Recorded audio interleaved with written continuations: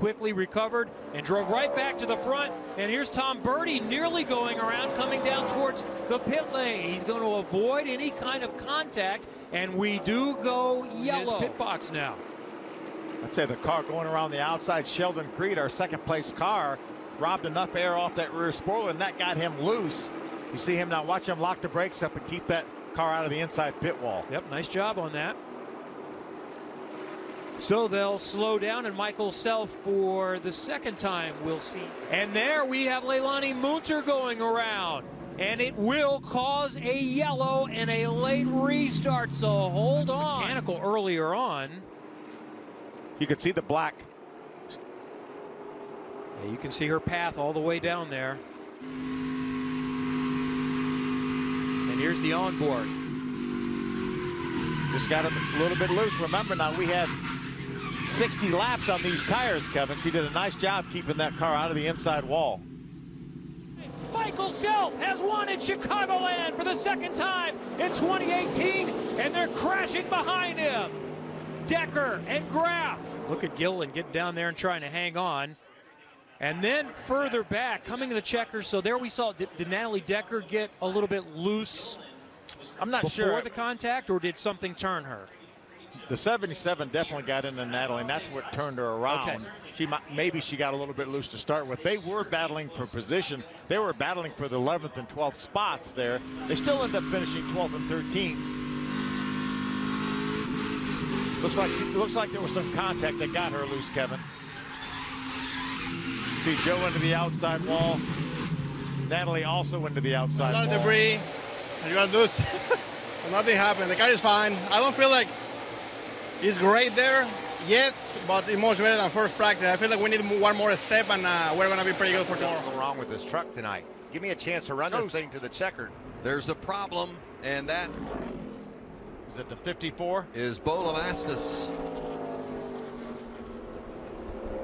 Off turn 4. He was inside of another truck that looks like maybe the 22 of Austin Wayne Self. We say that all the time when the truck on the inside that robs that truck a little bit of some side force and a little bit of the air off the rear spoiler, and around he went.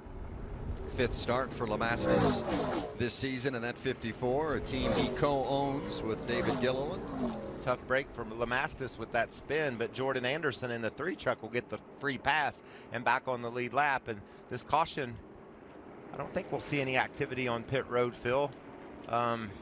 These crew chiefs, though, sometimes will tell you one thing. Monday at KBM, very invested in his young drivers as well. Caution is out, and it's the 15 truck. That's Ross Chastain. Stay right where you at. Looks like all the signs of a right front tire failure. And there it goes. I think you said it, Michael. Perfect sign of a right front tire going down. And that's heavy contact. 10 minutes, we have a battle for the lead. Moffitt took a look at Gregson. Oh, now Sargent gets sideways. Hold the brake, you're going to be fine. Oh. Keeps it off the wall. You are fine. Let it roll. Come on. Wow. You are fine. The neon truck there on the left-hand side of the screen. See Cody Kaufman loose. Watch his hands inside of that truck. And then right in front of them is Dalton Sargent getting sideways. He was battling alongside Stuart Friesen, and looked like maybe lost the front end of the truck first, Vince, and made it push. And then as he got closer and closer to Friesen, the back end came around. Michael, we hear so often drivers talk about the front end of the truck just doesn't want to handle, especially in traffic. Why is that? Watch this. It's because of the bumps on the road. He see him move up right there. He's in trouble, and he knows that somehow is able to get it semi-straight. You can see the contact to the left rear of the 52 truck of Friesen, and around he goes. There's just no aero grip on those trucks, Vince, when they're in traffic. This ain't no surprise to see him up here.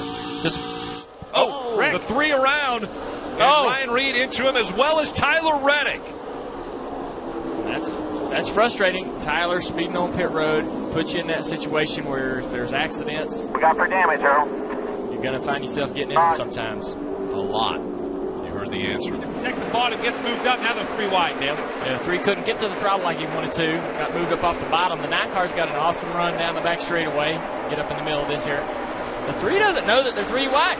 It looks like the spotter didn't give him enough information to help him there, and he just come down in the corner thinking they were 2 wide and spun himself out. 3 in the 16. That was 13th and 14th. Reddick had come across the line at 20th.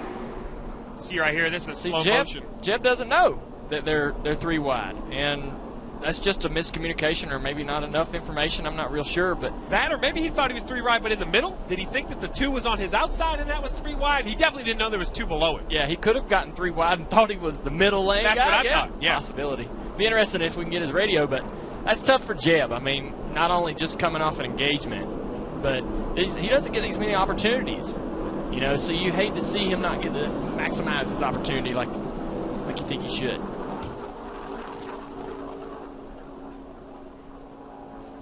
You know, and it's clear, whether it's misinformation or not, you know, you have to put that on Jeb, right? Jeb and his team and his spotter and the total of all of that, because he definitely, you know, the 2 cars were clearly underneath him. He went in there. I agree with you, Dale. He definitely didn't know there was 2 cars under there. He could have easily left them a lane.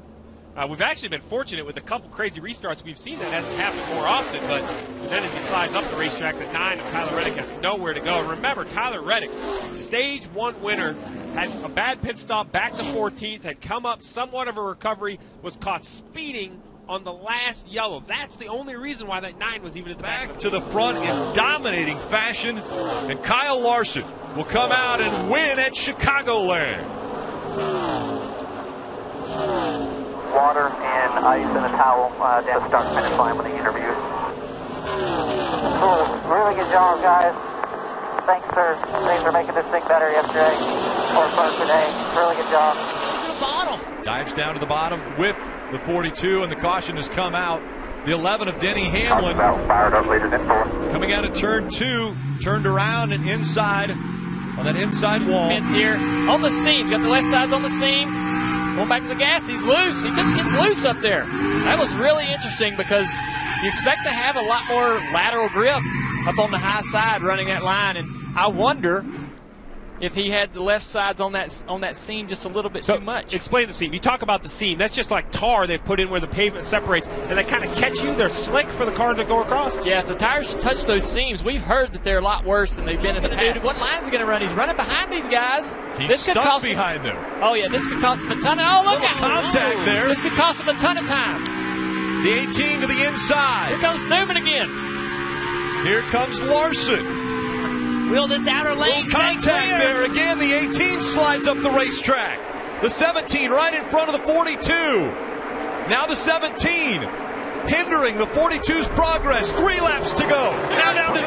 Right at 1 bank. And there's the gap between 1 and 2. Kyle Busch. And here comes Larson. Larson to the bottom of the track. Slide job. Trying to take the lead away. Slide job. Almost. The momentum. The 18. They make contact. The 18 into the wall. They're side by side again. Going into 3 for the lead. Larson has the advantage. Here comes the 18. He puts the bumper to the back of him. The 18 into the wall. The 42 sideways. Where's Harvick? Here comes the 18. Kyle Busch will win. Wow. Oh, my goodness. That's all right. I love racing Kyle. I know all you fans are probably mad at him, but hey, we put on a hell of a show for you guys, and that was a blast. I had the top rolling there. I ran the right front off of it a little bit, trying to run those guys down, and I mean, that's got to be one of the best NASCAR finishes of all time. I know I'm on the short end of the stick again, but it was fun. Aggressive right there, and ran into Kyle Busch and made that situation a lot worse. He tried to give him enough room. They did make contact. I think it was really that intentional. I mean, Larson doesn't know where Kyle Busch is at. But all this right here is fair game. I mean, if you're going to bang doors, be ready. It's like Kyle Busch said. It's like Kyle Larson said. This is an amazing save right here. How about the downshift to third gear? Jeff Burton's thinking, I might be racing back to the line. He reaches over, grabs third. He wants to get that second place finish in a row at the 1.5 miles.